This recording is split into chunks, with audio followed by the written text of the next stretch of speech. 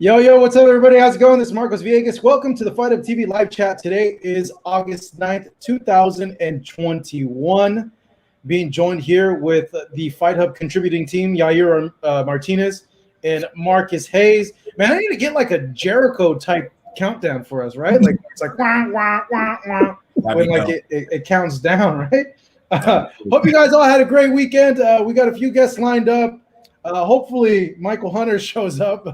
I just texted him, so there he is. He's in the house. Michael Hunter is going to be our first guest coming up, and in about I want to say 25 minutes, we're going to go ahead and have on as well Mykal Fox to talk about the robbery of the last 10 years that happened to poor Mykal Fox in this fight. But right now, let's go ahead and bring on Michael Hunter, who had a big win last week on Triller.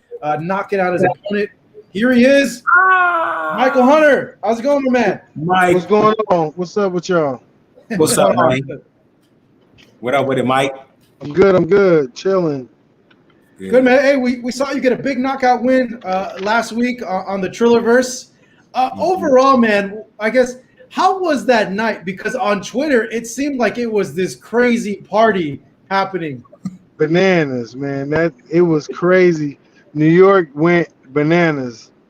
It was like, they were in need of something like that, and it panned out to be just what they needed. So I think it should have been done in the bigger arena, but it was definitely a sellout for sure. It was people outside, tons of people outside trying to get in. So.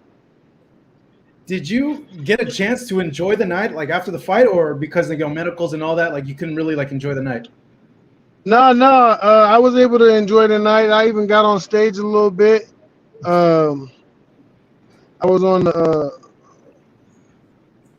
the lock side, so it was like, yeah, I had a good time, man. I enjoyed myself. My family was there. My mom was there, so it was crazy. It was over there. Cool, it was a different environment. It was it was a smoke fest. And, that's like the main thing that I saw on Twitter. It was crazy in there. I was like, what? But it was but everybody was having a good time and everybody enjoyed themselves. And Jadakiss set it off. You didn't get any secondhand inhalation by chance, did you? Man. Hey, speaking of Jadakiss is in good shape now, right? Jadakiss ain't got himself in condition, bro. What's up with that? Yeah. Man, he looked good. I was able to get a flick with him. He looked good, man. I was like, dang, that's Jadakiss. That's dope. It wasn't no chubby. He was there, like you said. He was in shape. Ready to do that thing. Man, I saw my man hit like 15 pull-ups after the show. He was ready. It was like he was ready to fight. I swear, he was like he really trained for that. Man, yeah, he was in good shape, man. Shout out to the locks, man. Yep. If you hope we don't make it, F you. Michael, real quick, congratulations on the huge win, crushing your opponent. I was just studying your fight hours, a couple of hours ago. After every fight, you can go back to the drawing board and just see, what can you still adjust or fix in this fight. Could you say that maybe the next fights that you would like to have will be Dillian Whyte, Andy Reese? Could you say that maybe going towards those fights, could you establish a little bit more, being a little bit more composed, just a little bit? Because I know your opponent, Lewis. Yeah, but they wouldn't be able to take it anyway. You feel me? So that's the most exciting thing is you guys will just have a good show. But when it all comes down to it, I will be with my hand up. You feel me? So, yeah, I think that it's a part of my growth. My learning curve. I've had to, deal with a lot of situations. I've been my toughest one is being inactive. And I'm not being, not having a lot of activity. So I've had to have a lot of different learning curves, So I think that it just goes along, and I'm still growing. Every fight like you said, I'm able to pick parts. I'm able to really sit back and really think, and not just in the ring, but outside the ring, as far as my team is concerned, and the way I performed for the whole situation. So it's really a good thing for me to look back and critique those. So I like it. Exactly. And again, congratulations. Beautiful presentation you had against Lewis, and I enjoyed the fight. Could you agree with me? I guess we all can say this. Could you agree that this fight raised your stock? Notice a little bit more. Oh, absolutely. I I was main event. I mean, come on, we was in the Garden. It just played out to be a really good situation. Triller, they know what they're doing when it comes to entertainment, and I think it was very good for me here on the American side, if you will. I've gotten a lot of publicity and similar publicity overseas, and I think it was good for me to have something at home. Mykal, I'm curious. You fought in for various promoters. Like, what do you feel about like what Triller is doing? Because not the few people, but the people that I've talked to, they have very varied opinions about what they're presenting and what they're doing.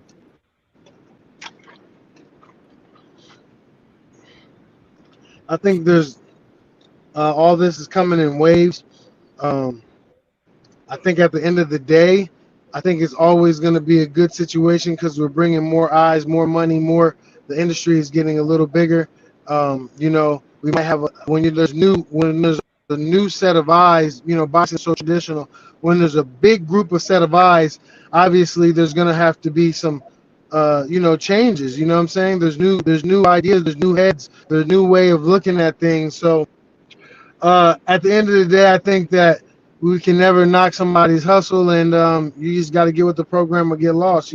I've had to deal with. I mean, it's the same situation that we've always dealt with, except for only the promoters got to use it. And now people, are coming out of the woodworks using their stuff better than them. So I just think that, promoters, fighters, and everybody that's in the industry is it's just evolving, and we're gonna have to change with the times. Given that you're a free agent right now, right? Or did you sign with Triller? No, I'm currently with Triller. That's my people. I'm with them for a multiple fight deal. We got one out the way, and hopefully I continue. Triller continues to back me in my journey to the heavyweight title. And we're not close. So I mean, we're not far away. So it only would make sense. Given that you signed with them, are you allowed to say like how many fights you have with them? Yeah, I recently had a 2-fight deal, and I just recently signed a 4-fight deal with them. Okay. So right now I got the one over, and we'll see where it goes. I think that me being on these type of shows and events, and having these type of knockouts, and meeting the criteria what is needed, I think for entertainment, I think that boxing is going to demand me to fight somebody, some real, somebody out there that have some huevos. No, we're going to get to that, but I do want to ask, because I don't think I've read anything about this. What happened with the Matchroom thing? You were signed with Matchroom, right? Yeah, I was signed with Matchroom. It was a good run. I mean, we had a great. I think at the end of the day that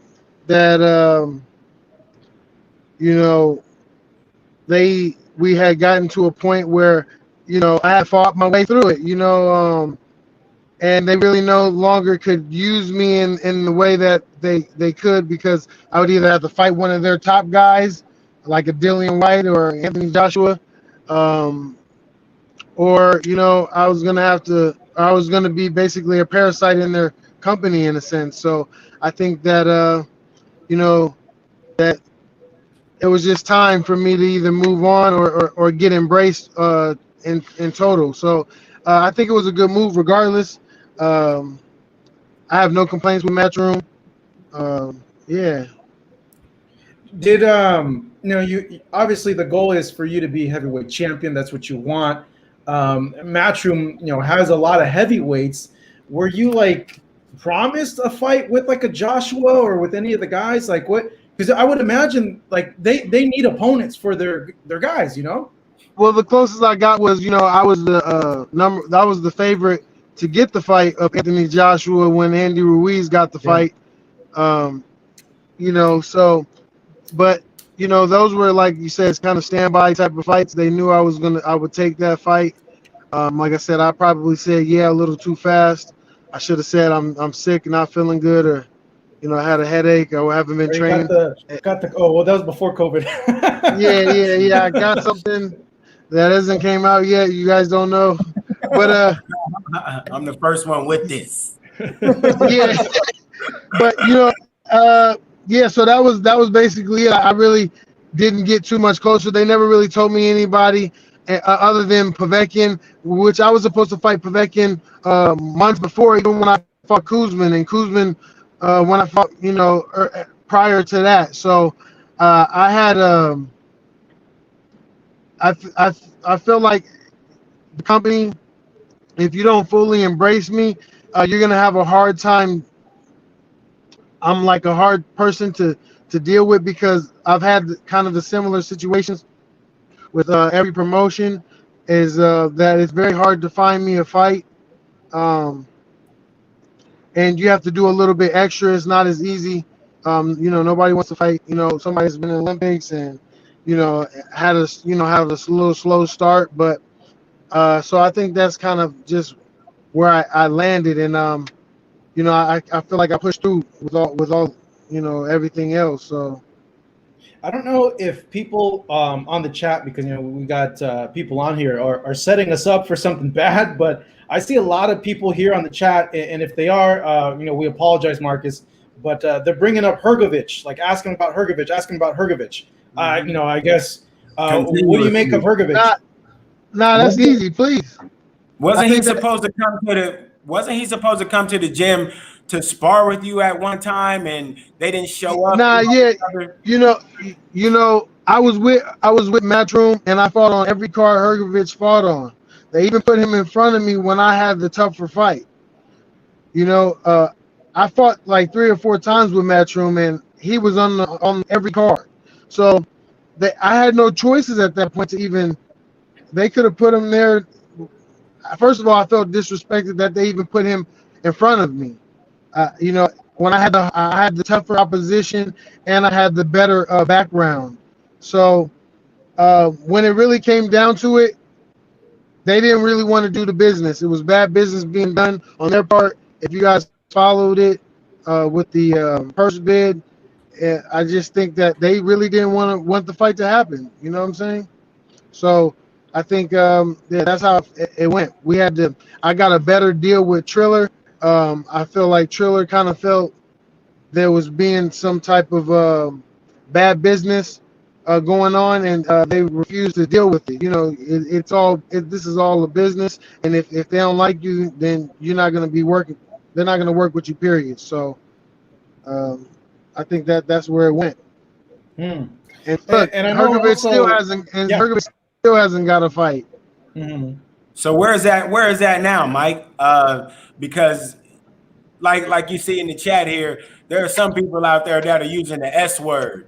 And I know that doesn't represent anything about the bounty hunter. Can you set some of that straight about your willingness to fight Hrgovic? Yeah, no, it's all. I've never even had the rap to I never have been in that position to choose my fight. So it could have been an easy fight at any point. But when I'm the one that pushed for the mandatory. That was my mandatory that I earned. You feel me? They were going down the list. So when, like I said, and then if you guys followed it, there was a purse bid that came. They took it to purse bid. You feel me? They're the ones that didn't want to negotiate. You're supposed to negotiate in good faith when it comes to purse bid. They never even negotiated. They took it straight to purse bid, not thinking. Thinking because I'm a independent fighter, thinking that I wasn't going to have money for the purse. So when the money came down and they found out who was going to be bidding for Michael Hunter, which was Triller, and at that time Triller was undefeated with all knockouts. When it came to purse bids, there was that's when there was extensions, and that's when all the bad business started, and they talked Triller out of bidding. Period. So, and then Eddie Hearn was the only person to bid, and he bid. They bid what they bid, and I got a bigger bag somewhere else. So it was an easy choice. You feel me? I only got one goal. Herkovich is not in my eyes. I got the world title. He don't even got no world title. No doubt. And speaking back to your fight, Mike, I'm getting text messages right now from Jamel Herring. Shout out to Jamel Herring, who was announcing during your fight, bro. And what I was talking to him about today was Jamel did a damn good job announcing your fight, man. At one point, he made a play on old boy's name, saying that his name was the White Delight. He told him that if the White Delight wasn't careful, that he was going to be getting Sunny Delight because he was going to be waking up in the morning. And in the fourth round, man, that came absolutely true, bro, with that huge right hand. Tell us about the way that you were able to land that right hand, specifically because you came into the fight looking for a highlight knockout and you end up getting it. That almost never happens. Right. I think that, like I said, that these are things that you contemplate, and you're constantly using visualization and thinking about the fight and how it goes, even during training, and what you see is available, what is possible. So these are things that the tactics we're constantly practicing in the gym, and that's something that we just we knew that would land at some point in time. I feel like I pressed it. I pushed it out. I feel like that's something that I've always done, and I feel like that's something that it's constantly being tuned and adjusting. Michael, at this point, what do you think is a fight that makes the most sense? That after you fight that person, it sets you up right there for a title shot. Like in your eyes, who is that guy?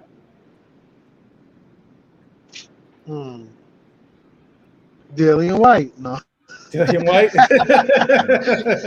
Hey man, this man's name came up so many times. Yeah. I really don't know. I think that any of these guys, and there may be a couple of them. I might have to fight two of them, in a row or something like that, and show y'all what I'm working with. And I think that I have to have some, just like I did just before, I have to have some spectacular performances. I think that my stock has went up, but my expectations has also. So I think that like I said, anybody I fight, I feel like I have to look spectacular. I like that fight with you and Dillian White. I think given Dillian's style, he's going to come forward, and it leads to a lot of punches being thrown between both of you guys. Absolutely. Yes. What do you make of, I guess, break it down for us. How would a fight go between you and him? How do you think it would end, or do you think it's something that would go 12 rounds? I think, in my most humblest opinion. Yeah, go for it. I think I'll stop Dillian White. I think that I would just run him over. I mean that's just my honest opinion. I don't see nothing else happening with that. Why do you feel that way? What do you see there? Like, do you just think like he's open to a lot of counter shots? Like, what are you seeing there? Well, I just think that he's he has some certain things that he needs to work on. There's a lot of holes, Mm-hmm. that's just what And I don't think that everybody can exploit, the holes. I think that these are, because I do respect him as a fighter. He has fought some guys and all that, but I just feel like that I'm a bad fight for a lot of these guys. I think if you go like on a UK opponent tour, like Chisora, White, Joyce, a lot of these guys, I think the shot's going to be coming, especially those three guys. Those three guys, I think it's you're not going to be able to deny you like a title shot. Right. Yeah. That's a good score for you too, man. Yeah, I like the Chisora fight. The Joyce fight would be a good fight for you too, probably. Styles I like make Joyce. fights. I like that fight too. You didn't mention. Yeah, I like that. You also didn't mention Andy Reese. That was another potential fight that could lead in the near future. That's something that's been rumored around. What about that fight? I like that. I like that fight, but I just think that it's almost kind of like a Dillian White situation. Like these are the guys that give me a lot of respect, and there's nothing I can do but salute when it comes down to that. Other than me, I feel like at that point I'd be picking on them, but it's across the board. The other side, so it's very rare that this will happen. But these are definitely fights that I would not pass up. All right, hey Mykal, man. Last question here for you.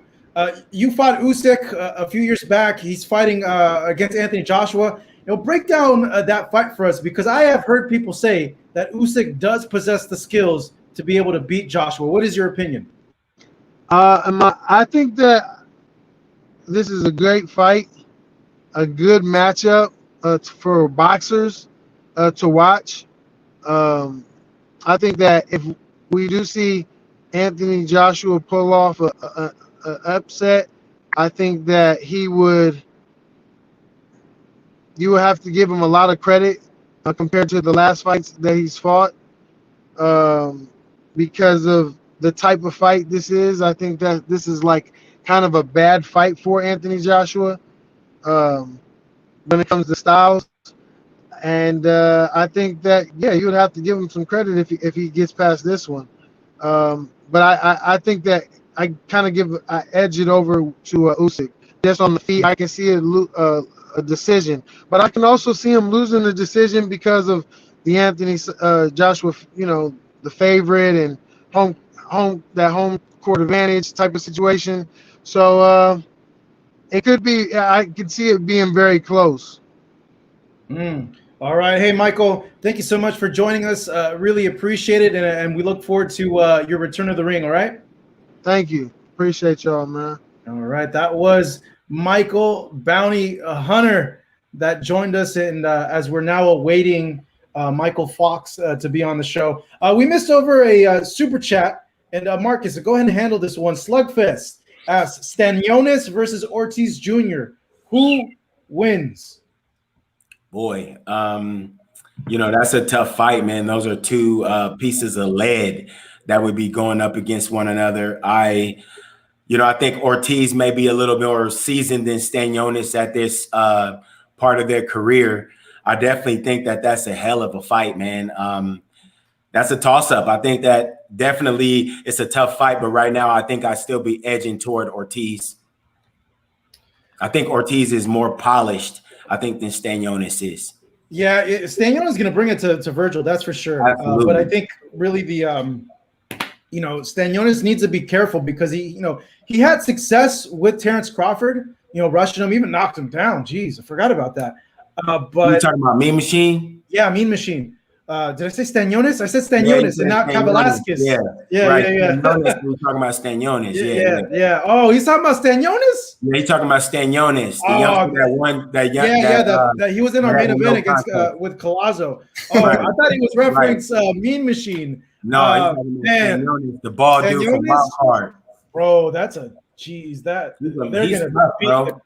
gonna beat the crap out of each other. They're going to throw a lot of punches in that fight. It looks like Stanionis can freaking crack too. Wow.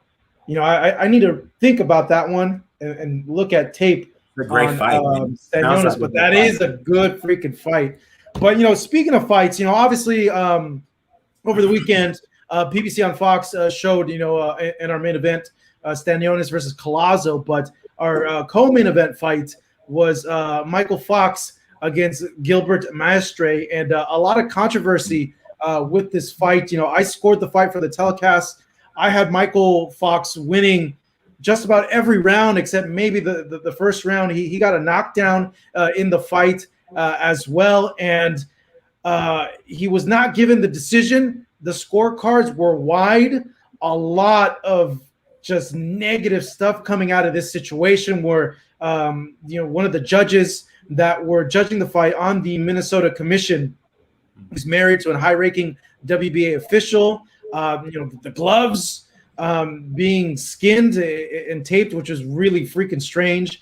And even though they didn't get approved, someone who works for the WBA was supposed to also be in the corner of Gabriel Maestre as well. They weren't approved. That change wasn't given to us on the graphics department, but they were supposed to be on there.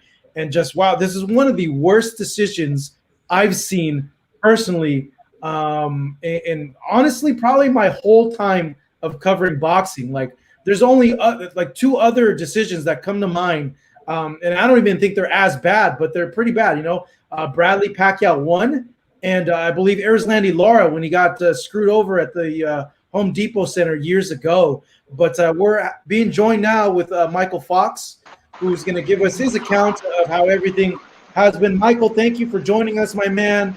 How are you, given with what happened over the weekend?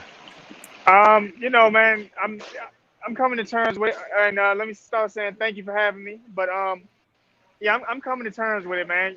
I mean, it's good just to see with all the backlash on the after what happened, seeing everybody speak up about it.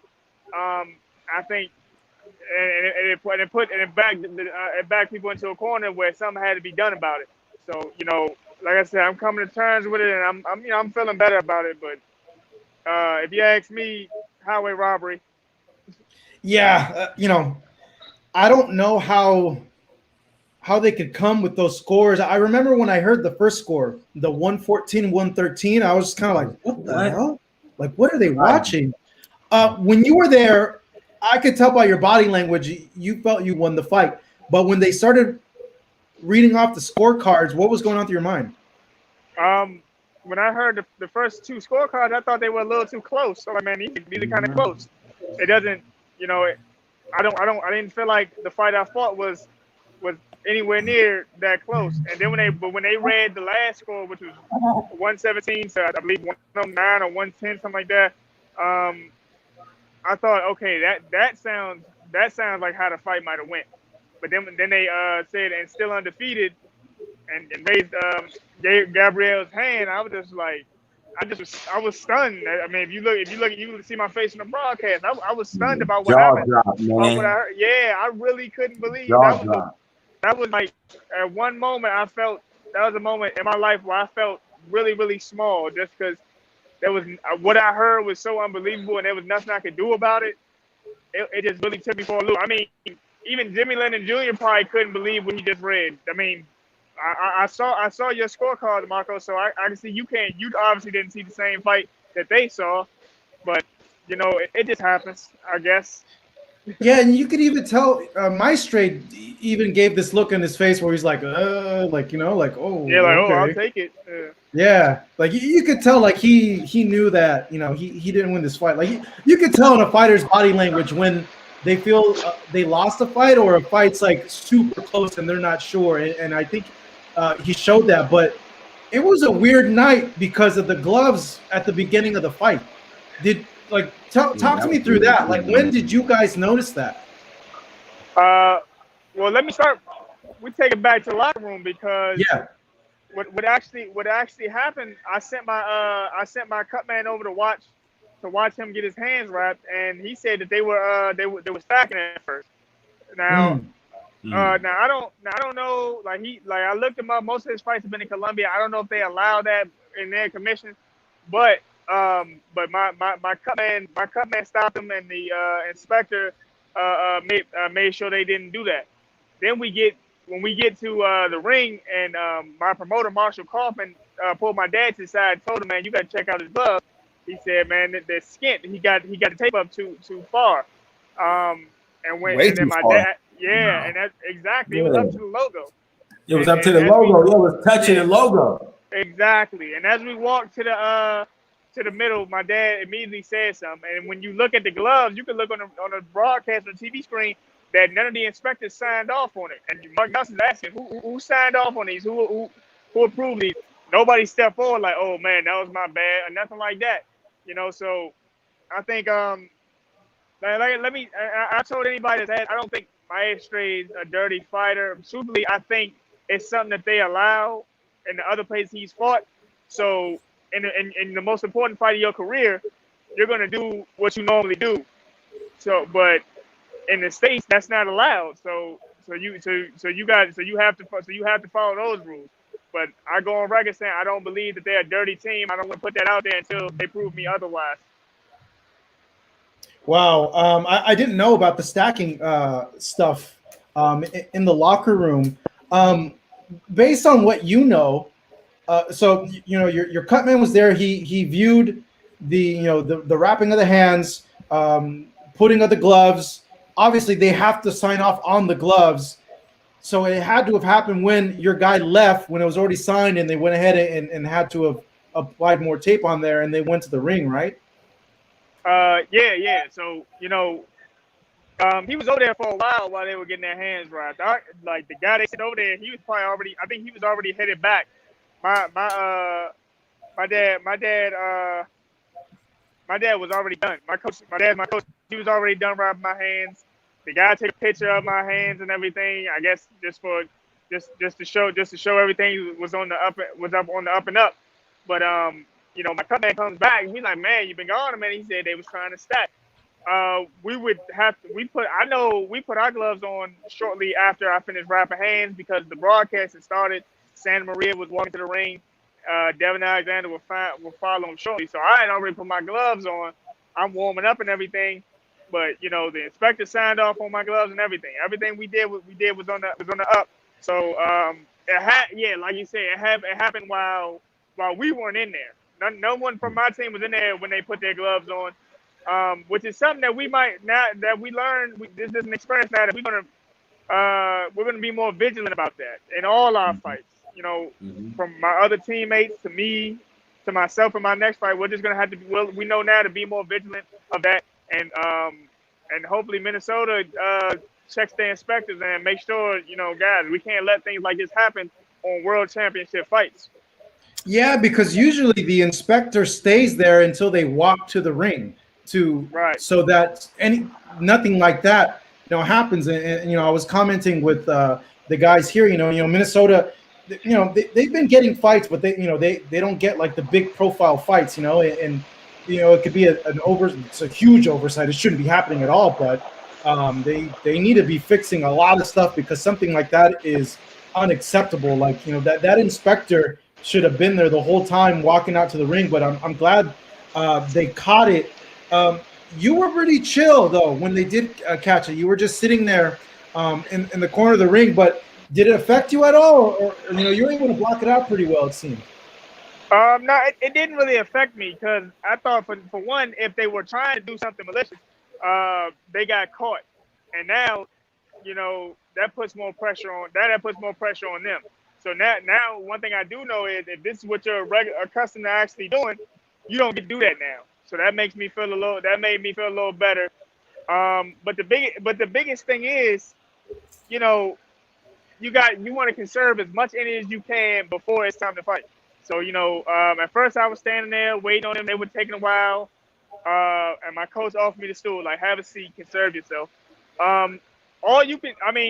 It's nothing that I can do until the bell rings about the situation. The situation was getting handled. There was no need for me to get loud, boisterous, and start using a bunch of energy that I was gonna need for this fight. So all like I think I handled it the right way. Just be chill, and it's time to go to work when the bell rings. Yeah, Absolutely. and you went to work, man. You boxed beautifully.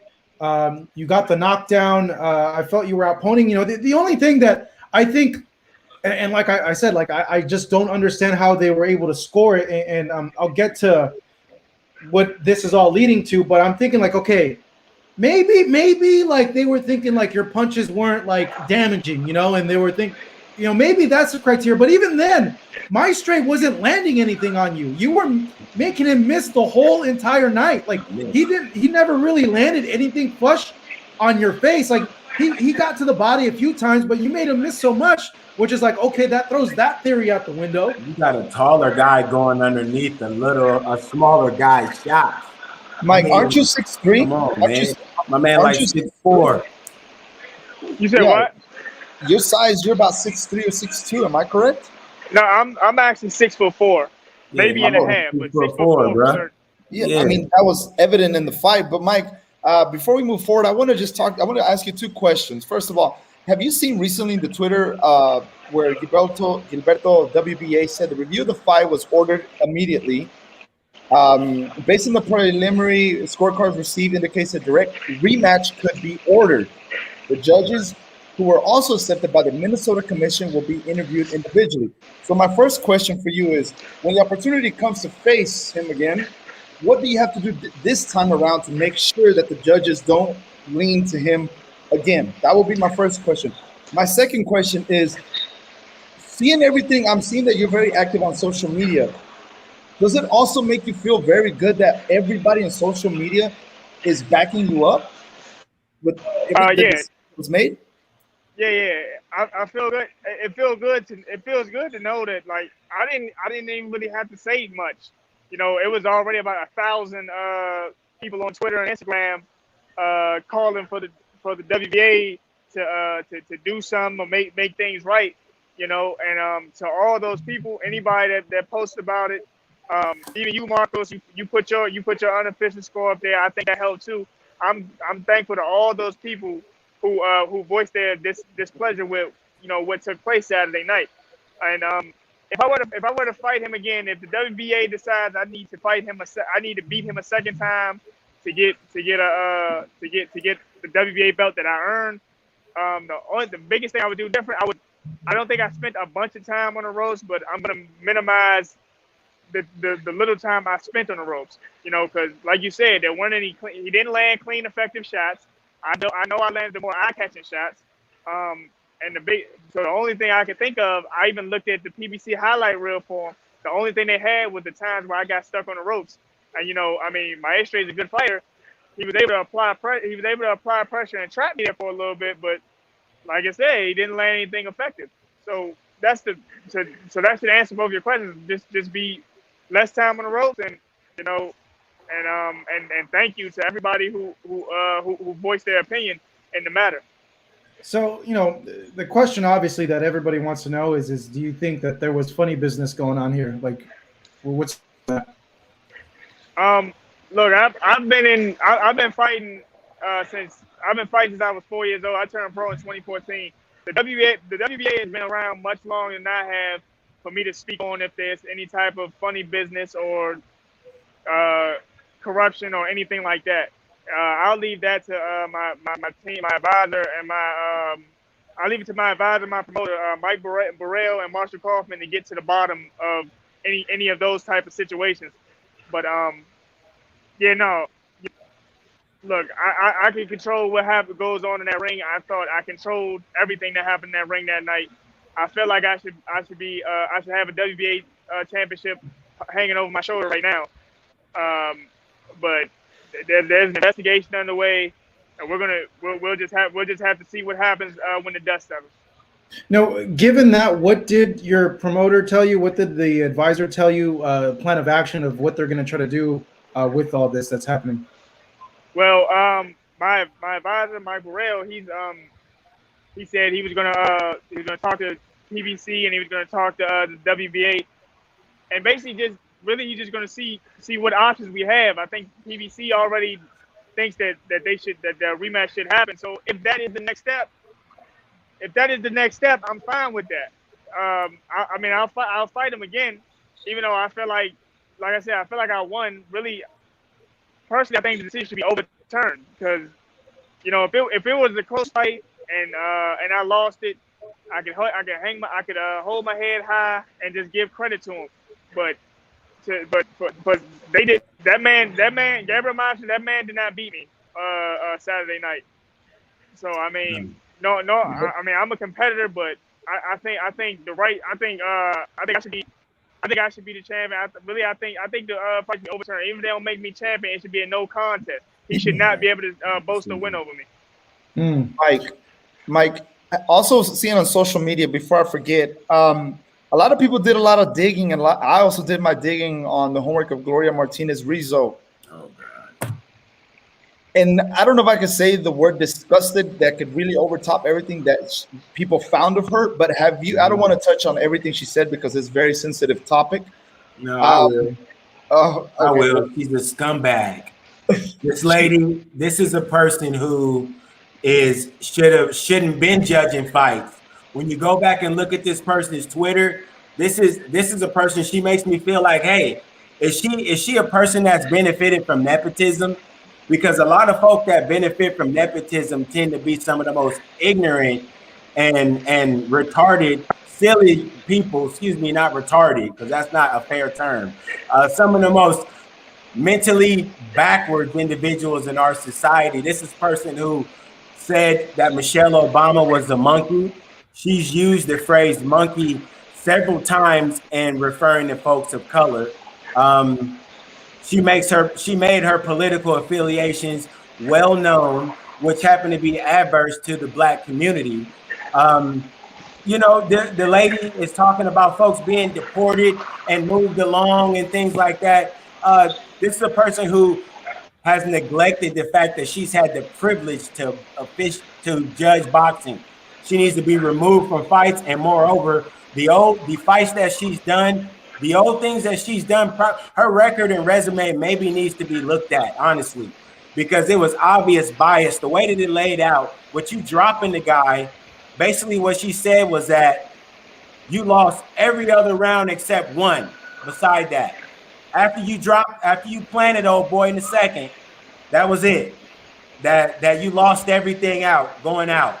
It's just not a realistic situation, man. It's offensive to all of us that took the time to watch a fight and a masterful performance that you put on, brother. I mean, don't keep your head down at all. Head up, chin up, bro. You definitely are a player at 47 and beyond, as tall as you are. Good luck to you. I appreciate that.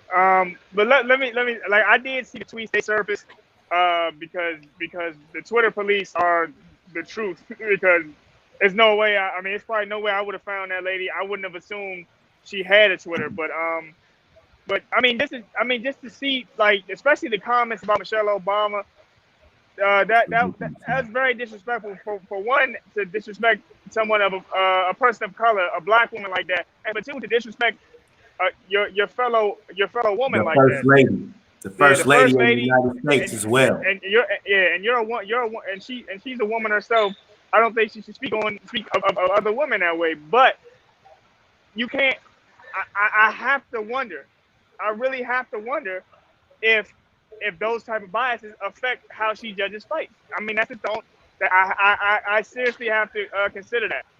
I wanted to be able to say that you know that mistakes were made. They just didn't judge it, but it almost seems when I see her Twitter, it almost feels kind of personal. But like I said, the good thing of what happened to me is that, you know, these type of people like this get exposed. People like this get exposed, and she got trolled so hard that, you know, she deleted her account. But, you know, everybody screenshot it. Everybody's seen what you said. And I mean, really, I will respect you more if you stood by what you said. If you really stood what you said, you wouldn't have deleted your Twitter. So you knew you were wrong. And she can't hide it. And she can't hide it. Sorry, guys, but she can't hide it because the WBA even tagged her in 2019. And so everybody knows that's her Twitter account. Officially. it's official one. So that's what, if it wasn't just the robbery that they robbed it in plain sight with no ski mask, her action on social media is just like, it's very disgusting. And I'm like, wow, this is just, what kind of human being can be like that towards other people in their career? Because now, Mike, and I'm not saying with disrespect, but now you have a loss. Hopefully this gets turned around, and we're all hoping that gets turned around. But this is your career. This is money. This is money that could be taken away from you in your next fight. This is money that this other fighter is going to get because of the corruption that's been made. So my question to you is, everybody keeps yelling about this. Everybody keeps making exclamation marks about this, but it's a routine. What would you do differently? Because first of all, we see a fight, and then we also see the robbery, and then we see people arguing about it, and it's a cycle. Nothing's being made, nothing's being done, nothing's being held accountable for these actions. These judges hold your career in your hand.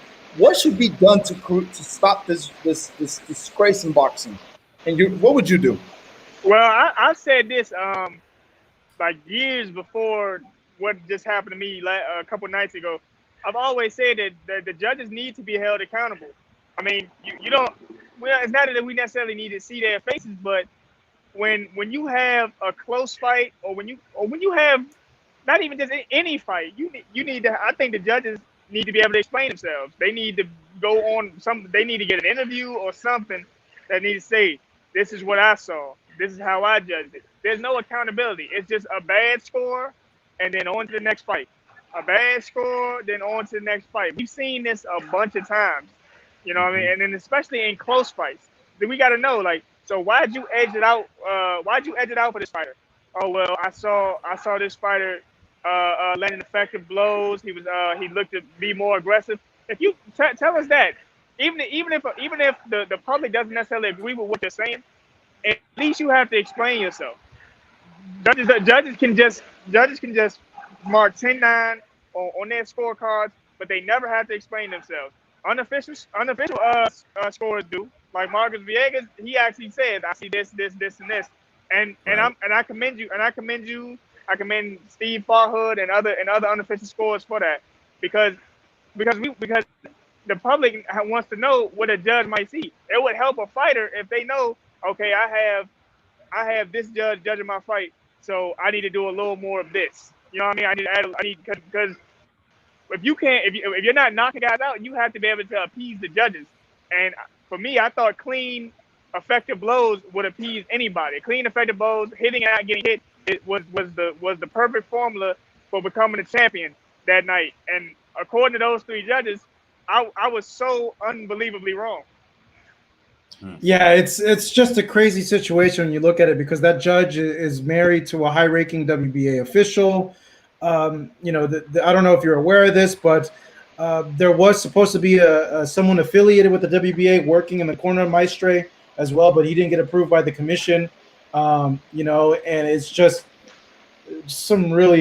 makes you scratch your head and think, like, why is this like happening? Like, first off, like, why is this being allowed? But it goes back to boxing's so fragmented. There's no overarching thing that is able to make a ruling down because of the fragmentation, where you can't have like a national commission come down and be like, this guy's suspended, he can't ever judge a fight again. Right. It's disappointing, man. But I think with this, I hope that it spurs organizations to really clean up their act or feel the wrath of fans and media, because what happened on Saturday to you should not be happening.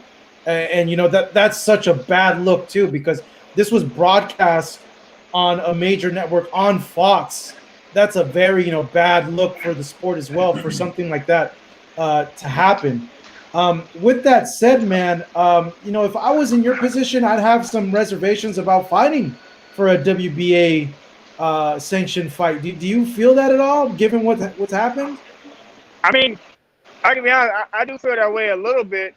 I mean, but the thing is, the world recognizes the WBA as a legitimate title. So, and it's the longest it's had the longest life of the world all the other world titles. So I mean, yeah, I'm probably gonna have reservations about it, but they're not. It doesn't seem that they're going anywhere.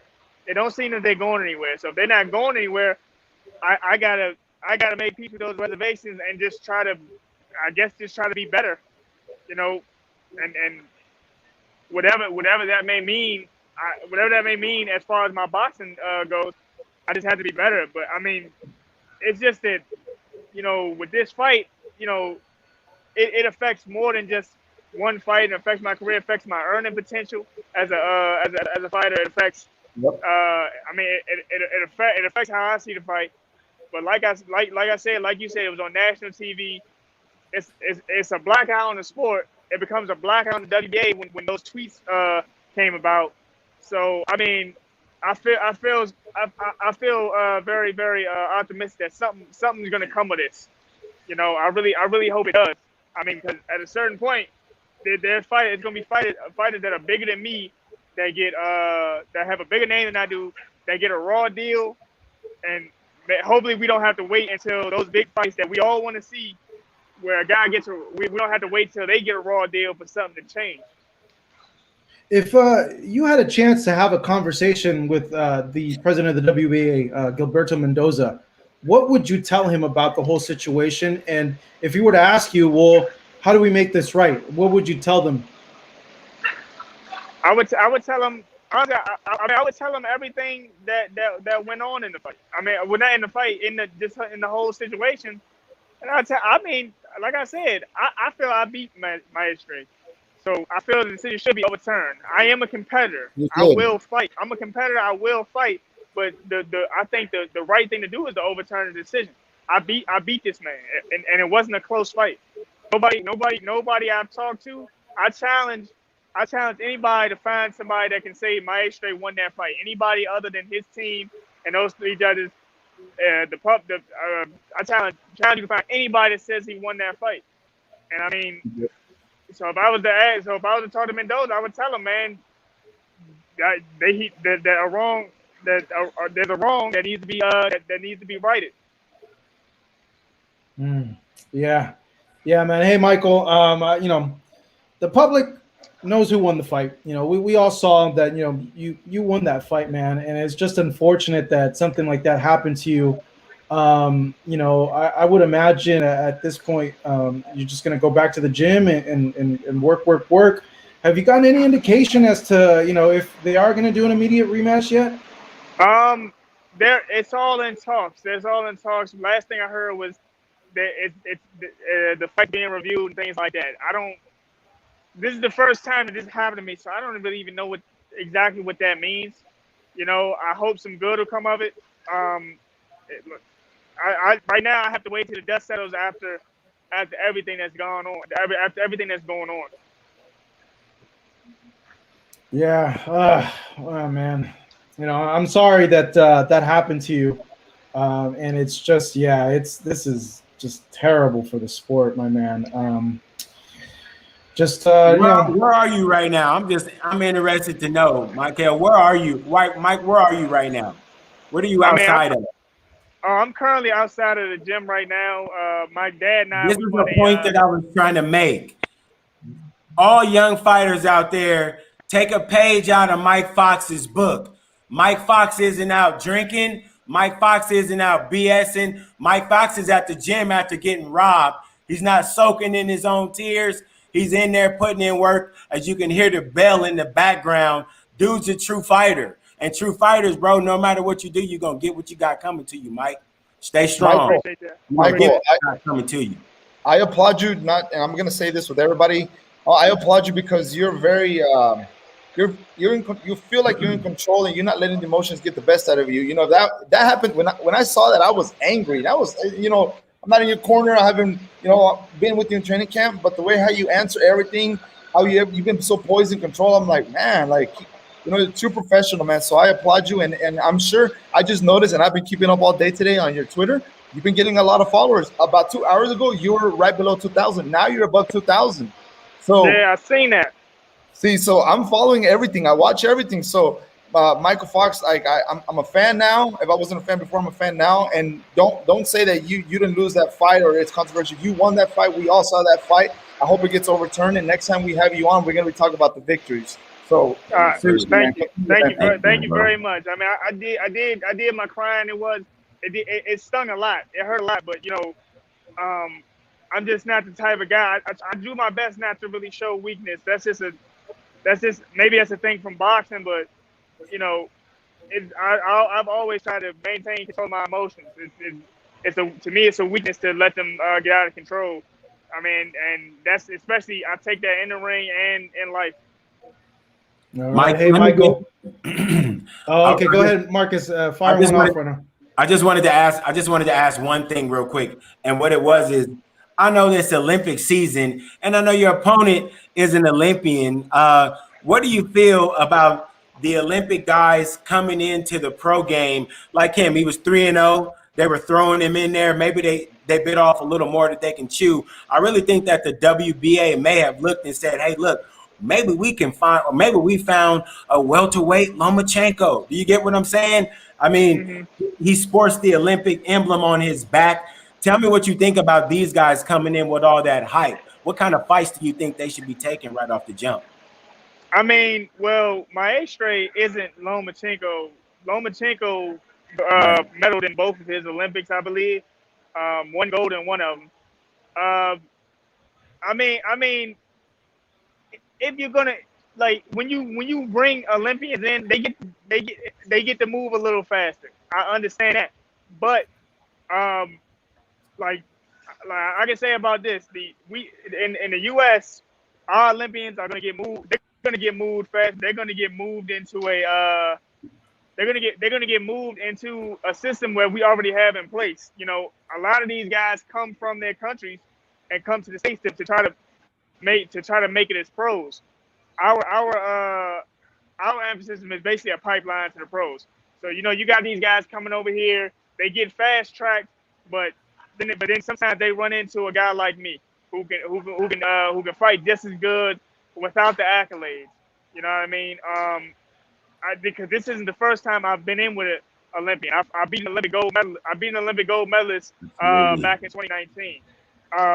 So if you're gonna put them on the fast track, just make sure they do their homework, because just because all of us don't have Olympic background doesn't mean we come to lay down. Don't ever get that twisted. Especially me having 24 fights and him having 3. It's almost disrespectful. It's almost disrespectful just because you only had 3 fights. And I mean, you got some hype around and they moving you fast, but you didn't medal in either one of your Olympics. So what y'all rushing them out there for?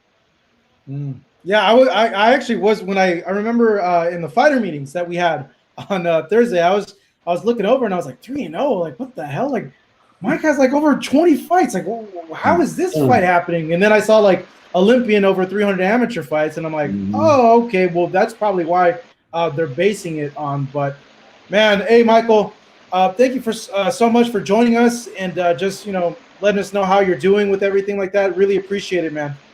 Thank you. And while I'm here, let me shout out the U.S. Olympians that are bringing home some hardware. Shout out to Keyshawn Davis, who is from the area. Shout out to O'Shea Jones and Duke Reagan and the heavyweight Torres. Man, congratulations to those fighters, man. Way to represent the country. Way to represent y'all areas. Congratulations to them, and thank you to you guys for having me here. I appreciate y'all very much for letting me get tell my version of the event.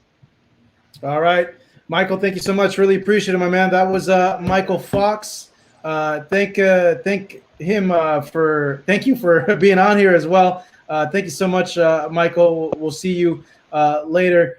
It was a weird thing when that decision happened, because we have our earpieces, and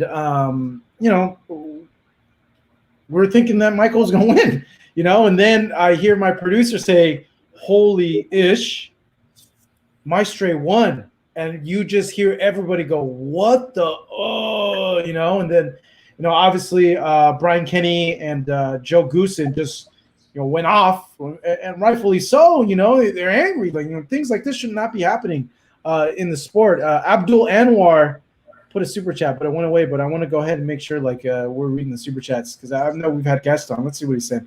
No instant rematch should be granted. Reverse the decision.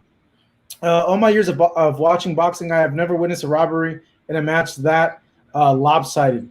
I could see his reasoning as to no instant rematch because he won the fight. And I could see as to why someone would be like, no, there should be no rematch. He beat him. Just overturn the decision. I could see that. But yeah, that was a weird thing. Beto HDZ. Who do you guys have as potential fight of the night? I'm thinking he's thinking for this weekend's fights. Ortiz versus Mean Machine or Casemiro versus Rigondeaux. I got my money on Maloney versus Franco. I think if there's going to be fight of the night, it's going to be between either Ortiz and Mean Machine or Maloney and Franco. But if I had to pick, just given how, the Casemiro versus Rigondeaux, it's hard to say. We've been seeing Rigondeaux mix it up a little bit more recently, and people have speculated it's because his legs aren't what they were before. I'm just thinking that he just wants to mix it up a little bit more now because, even though he says that he doesn't care what people say, I think, maybe it is in the back of his mind and people calling him boring. But he has the ability to just completely blow out Casemiro. Casemiro is going to come at him. To be honest, Hurricane Hank thinks Casemiro is going to pull the upset. But I don't. Maybe it will be one guy exchanging on the other. Ortiz versus Mean Machine. Mean Machine's going to come at him. That's just the fighter that Mean Machine is. He comes forward. He's a pressure guy, and we've seen Ortiz with pressure guys before, and Ortiz will oblige those pressure guys. So that'll be a firefight. That'll be who could take the punches and who's going to end up standing. So that could potentially be fight of the night. But Maloney versus Franco, I think maybe the safe bet for being fight of the night, just given how the first two fights were. In the first fight, Franco was the one coming forward, just throwing a ton of freaking punches, just a ton of freaking punches. Then in the second fight, Maloney's like, screw this. I had a terrible performance. I'm going to be the one that's going to be the pressuring and the punches. So I really think both guys are going to come at each other because they know this is it. This is the last chance. Whoever wins, that's it. They're done. They're not going to do a fourth fight, They're going to go and look for fights with Roman Gonzalez, with Gallo Estrada, with Sol Rongbisai, Carlos Cuadras, all those other guys. So if I had to make a safe bet, I would think those two would maybe give the fight of the night. And given that too, the little guys are always the ones that are throwing the most punches, receiving the most punches too. I think that would probably end up being the fight of the night. That Casemiro-Rigo fight is going to be a great fight, man. I think that the one thing that is intriguing about Casemiro is the way that he comes forward. He's a seek and destroy type of fighter. I think that him and Rigo's style, I don't think Rigo's going to move around too much, man. I think that I think it's going to be a better fight than everybody says they think Rigo's going to run. I don't think Rigo's going to run. And the presser, Rigo let him know I'm right there. Let's get it. So if he stays there, man, somebody's going to sleep in that fight. So great weekend all across the board, man. Come check it out in Carson. I saw Casemiro train on Friday for a little bit, and he looks ready. He looks ready. Obviously, skill-wise, he's nowhere near the level of a Rigondeaux, but this is an older Rigondeaux now, and he has been, like I mentioned, along with Irislandy Lara, both those guys have been looking less and less, I want to say, more vulnerable. I was going to say less and less superhuman, but Rigondeaux with Lomachenko, yeah, I understand weight classes on that, but Lomachenko schooled Rigondeaux.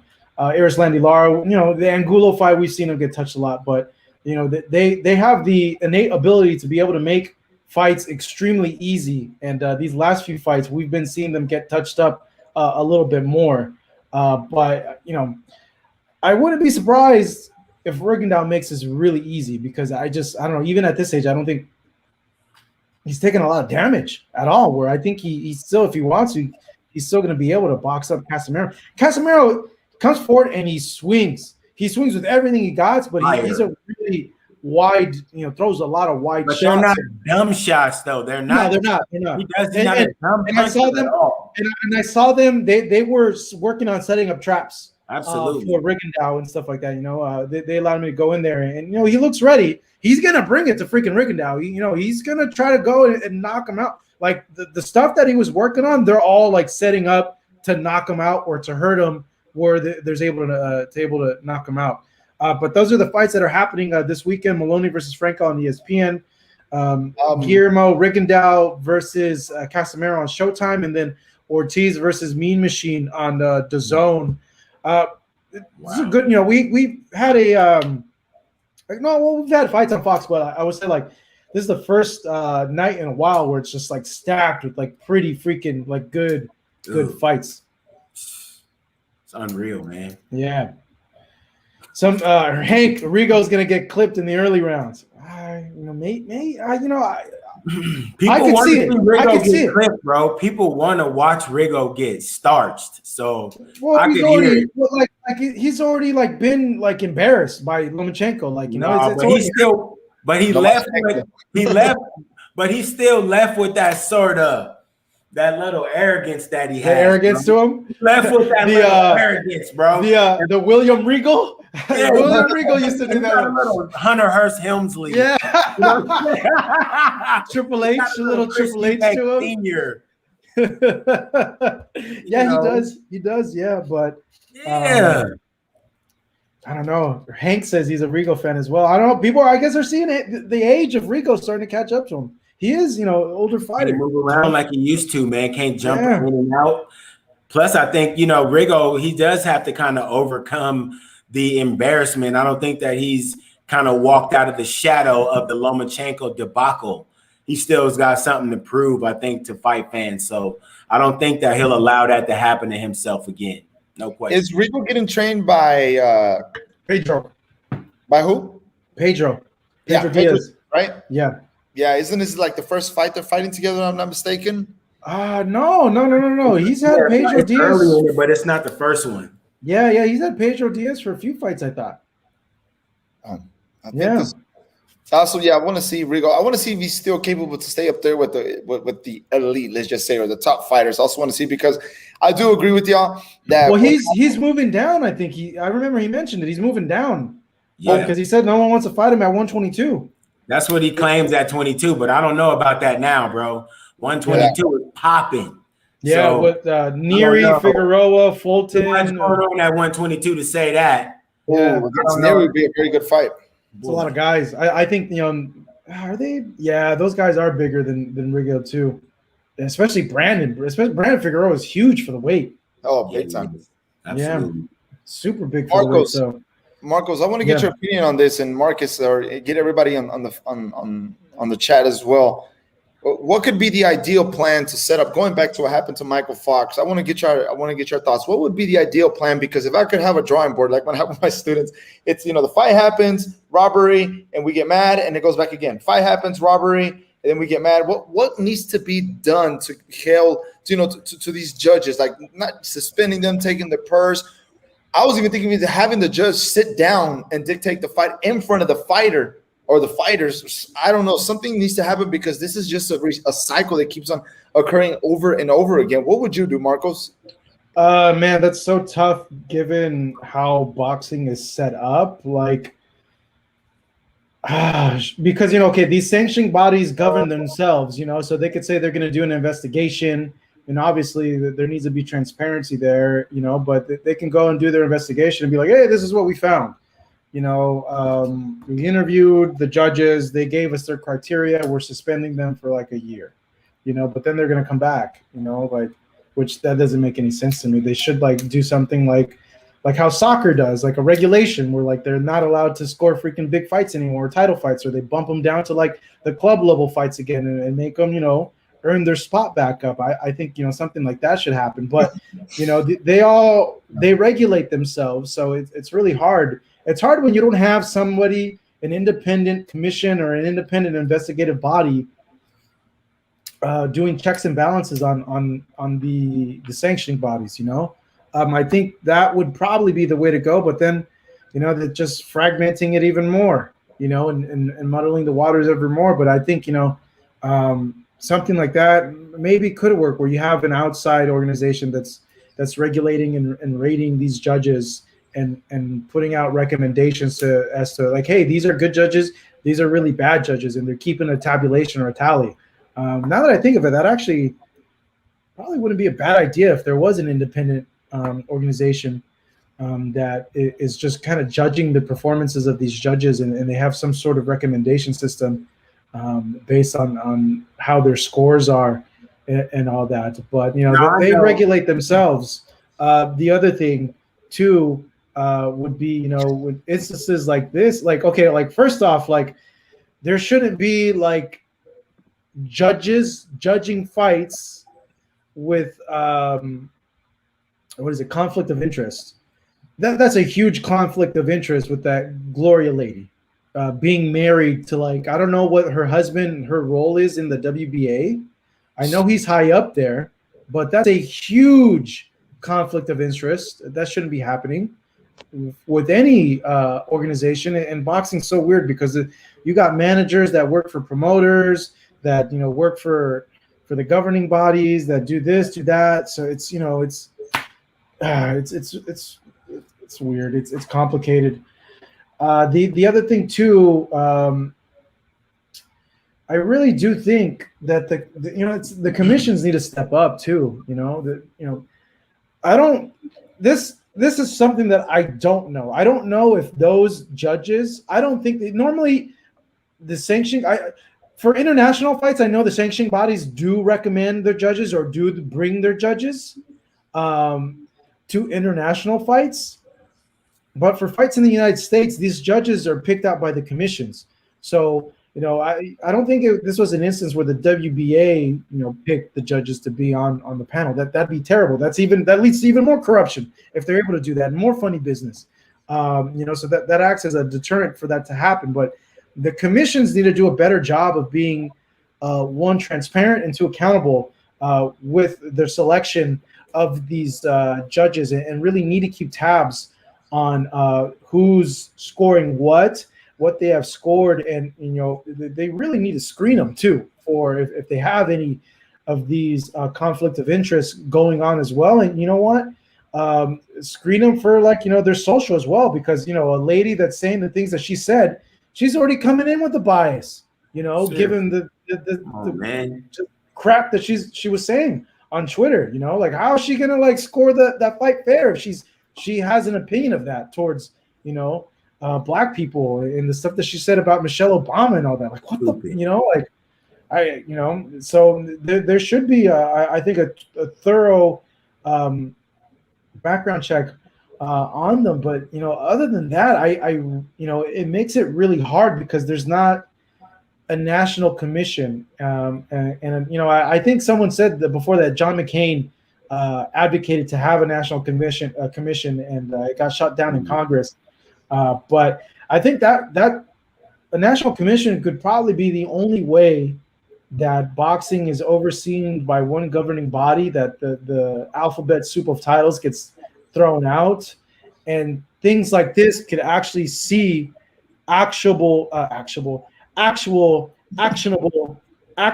AAA right there, happen, because they can come and be like, this judge is not judging anymore per mandate of a federal body, but yeah, it's at this point, it really falls to the commissions, and it seems like the commissions are just kind of like whatever, because they have a few judges like in Las Vegas.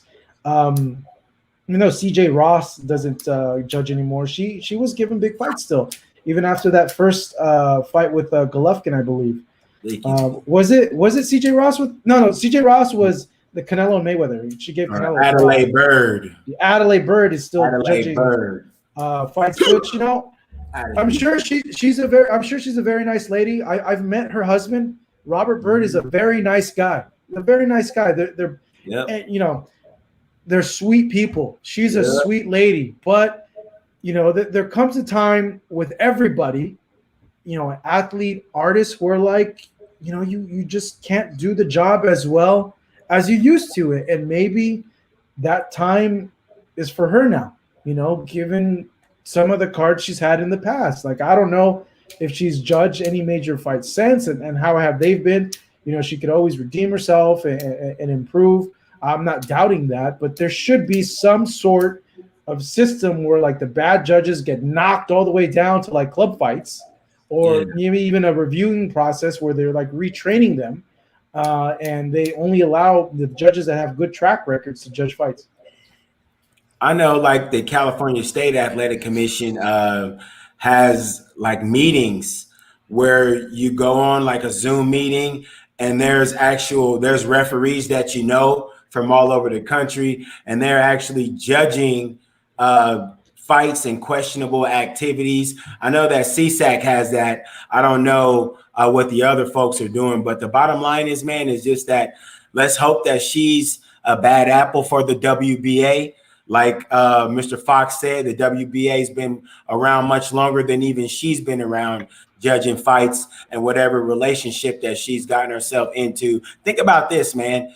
2019, she's the WBA's female judge of the year. I'm like, is she the only one?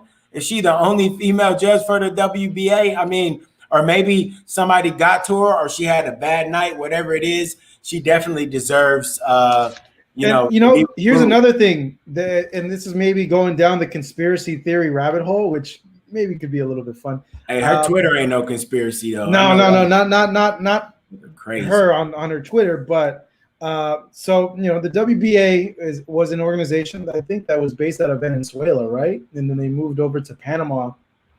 I think I saw on Twitter Mendoza's Venezuelan. We saw the president of Venezuela congratulate Maestre on the win. It's not out of the realm of possibility, if you want to go down a conspiracy theory rabbit hole, that the president was like, yo, dude, you better make sure this guy wins. Because if not, do not come back to Venezuela. Listen, how you going to keep the title in that dude's hands? If there was some home cooking, how is this fella going to keep that belt in his hands? He is getting ready to get cooked by the next person he fights, Olympic or not. I just think that poor guy, he's in way deeper than he needs to be. His best bet is to fight Fox, because that 147 division is full of killers. He met one the other day. I think that he's going to end up getting eaten up here pretty soon. They better protect him. I'm just saying it's not out of the realm of possibility. I'm not a conspiracy guy, and but it did occur to my head, Maduro, pulling his strong arm there, telling everybody, hey, you better make sure this happens. But it's just a crazy thought. I'm not saying let's see if they do like they did in the Olympics. Did you see in the Olympics the other day, bro? When the dude goes down and he gets kicked, the dude from Iran get kicked upside the head and is knocked out, bro. Oh, no, but you know what? They're like, they're kicked too hard. Man, please, sleep. Well, yeah, I thought that was ridiculous. But I guess that's a rule in karate. You can't knock the guy out? Like with that karate. Man, I know there's whatever it was, that was the rule, but it was hilarious because here's a guy coming back to his home country. I think it's Iran, bro. And he's getting knocked out. He got knocked out. And he won the gold. He don't even remember getting it. Like, I got the gold medal, I think. Bro, oh man. If I was that guy, I would have given the other guy the gold medal. Yeah, you got to get that medal up, homie. I'm like, yo, bro, you knocked me out. Like, you won that. But yeah, I saw that and I was kind of like, what the honestly, I don't see the point of karate in the Olympics, to be honest, because I was reading some of the things. They're not allowed to hit each other at full force. Like, that's a rule. They can't hit each other at full force. That's the stupidest. Like, what's the point then in having karate in the Olympics? If the boxers hit each other at full force, the taekwondo, they hit each other. Dude, there's a gang of knockouts in taekwondo tournaments. And in Olympic taekwondo, I don't know if it happened in this Olympics, but I've seen clips of people getting just starched out. Like, what's the point of even having karate in the Olympics if they can't hit each other at full strength? Like, that's just a waste of just space there. Seriously, man, it's ridiculous. I mean, how he like in judo, dude. In judo, they freaking go at it with the Olympics, dude. They're trying to just slam themselves like into the mat. Ippon. What is that? Yeah, man. Yeah, man. Yeah, karate's Olympic karate is weird. They have full contact karate. I think like George St. Pierre and Boss Rutan. That's what, like Nubian brother said, the point fighting versus full contact. And I get that, man. It's weird. It just looks weird the way it looked. I don't understand how you could win what was considered a fight when you was asleep. Whatever. Yeah. Right. Yeah. I don't get it. Full contact karate is like this new thing that they have now with George St. Pierre and Boss Rutan commentating. It looks interesting. It seems pretty cool because they're fighting in like a kind of like a pit type thing where it's like it elevates down and they just beat the crap out of each other. It's actually I've seen a match or two. It's pretty entertaining, but there are positions, like there are times where like they get them in like a knockdown position where like they throw them down and they have to stop, and that's kind of like let them let them keep on going. But I guess that would be MMA. Yeah, right. Yeah, we'll see. But all right, you guys, we're coming to the end of this live chat. Thank you so much to our guests, Michael Hunter and Mykal Fox, for being on here. We've got a packed weekend of fights on Showtime. John Real Casimiro taking on Guillermo Rigondeaux in the main event. On the DAZN, we have Virgil Ortiz taking on Mean Machine Kavaliskis. Am I saying that name right? Kavaliskis? Yeah, the Mean Machine. Mean Machine. And on ESPN Plus, we got the third fight, the rubber match between Andrew Maloney and Joshua Franco. And the weekend after that, Errol Spence versus Manny Pacquiao. Hopefully we have a live show next Monday. I'm not sure. I'm already warning you guys. It might not happen because there's a chance that I could see Manny this coming Monday. And if I do, I'm going to be there with Manny the whole day. So I apologize ahead of time. We'll try to do it on during that week. Marco, so. Yeah. We'll try to do the live next week at some point, but I'll let you guys know what's up with that. But thank you guys all so much for joining with us. Do me a huge favor, guys. Support the channel. Subscribe if you haven't already. Give us a like and follow us on social media at Fight Up TV as well. And share the stream to everybody so they can see what Michael had to say and give his side of the story of how he felt and what should be done as well. So with that being said, for my co-hosts Yair Martinez and Marcus Hayes, I am Marcos Villegas. Thank you guys for tuning in this Monday, and have a great rest of your week. Let's get one more like. Let's go. Subscribe. Thank you.